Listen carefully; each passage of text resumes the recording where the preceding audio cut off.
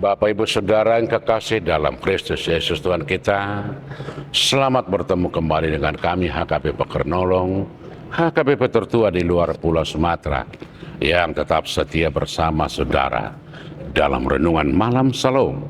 Untuk memulai renungan ini, kita berdoa.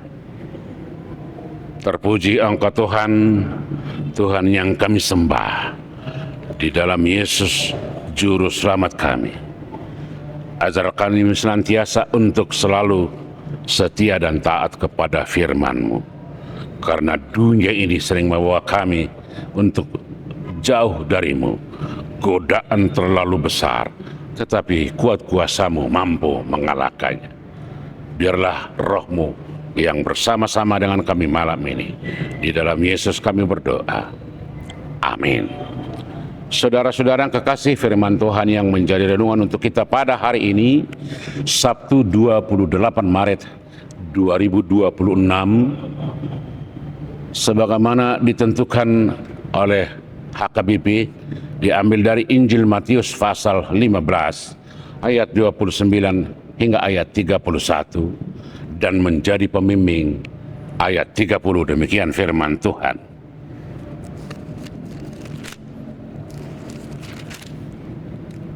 Kemudian orang banyak berbondong-bondong datang kepadanya, membawa orang lumpuh, orang timpang, orang buta, orang bisu, dan banyak lagi yang lain. Lalu meletakkan mereka pada kaki Yesus, dan Ia menyembuhkan mereka semuanya. Demikian firman Tuhan.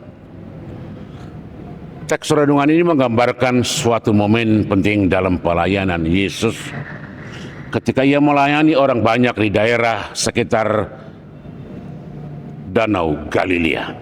Setelah melalui berbagai perjalanan, Yesus datang ke tepi Danau Galilea, lalu naik ke sebuah bukit dan duduk di sana. Sikap duduk ini bukan sekedar posisi fisik, tetapi dalam tradisi Yahudi menunjukkan sikap seorang nabi atau guru yang siap mengajar dan melayani. Ketika orang banyak mendengar kehadiran Yesus, mereka datang berbondong-bondong membawa orang-orang yang sakit, yang lumpuh, yang buta, yang bisu, yang timpang, dan banyak lagi yang menderita berbagai penyakit. Mereka meletakkan orang-orang sakit itu di depan kaki Yesus. Tindakan ini menunjukkan iman dan pengharapan besar dari masyarakat kepada Yesus. Mereka percaya bahwa kuasa Allah akan bekerja melalui diri Yesus sendiri, dan kemudian Yesus menyembuhkan mereka. Injil tidak menjelaskan satu persatu mujizat yang terjadi, tetapi menegaskan bahwa berbagai penyakit disembuhkan. Orang lumpuh dapat berjalan, orang timpang menjadi sehat, orang buta dapat melihat, orang bisu dapat berbicara. Gambaran ini memperlihatkan pemulihan yang menyeluruh, bukan hanya secara fisik, tetapi kehidupan komunitas. Gambaran ini atau reaksi orang banyak adalah takjub dan memuliakan Allah Israel. Pernyataan ini sangat penting secara teologis. Injil Matius menulis bahwa mereka yang memuliakan Allah Israel adalah suatu ungkapan yang biasanya dipakai oleh bangsa-bangsa non-Yahudi ketika berbicara tentang Allah umat Israel. Karena itu banyak penafsir melihat kemungkinan bahwa pelayanan Yesus dalam bagian ini terjadi di wilayah yang juga dihuni oleh bangsa-bangsa lain, bukan hanya orang Yahudi. Jika demikian, maka perikop ini mengandung pesan bahwa karya keselamatan Allah tidak terbatas hanya kepada satu bangsa. Yesus membawa pemulihan bagi semua orang. Injil Matius ingin menunjukkan bahwa kerajaan Allah mulai menjangkau bangsa-bangsa lain. Suatu tema yang pada akhirnya akan mencapai puncaknya ketika Yesus mengutus murid-muridnya kepada segala bangsa. Mujizat-mujizat dalam bagian ini juga mempengaruhi bagi harapan nubuat para nabi dalam perjanjian lama. Dalam penglihatan nabi seperti dalam kitab Yesaya, zaman keselamatan digambarkan sebagai masa ketika orang buta melihat, orang tuli mendengar, orang lumpuh dapat berjalan. Dengan demikian, mujizat Yesus bukan hanya tindakan belas kasihan, tetapi tanda bahwa zaman Mesias telah hadir, sebagaimana dinubuatkan oleh Nabi Yesaya. Karena itu perikop ini memperlihatkan karakter pelayanan Yesus yang penuh belas kasihan.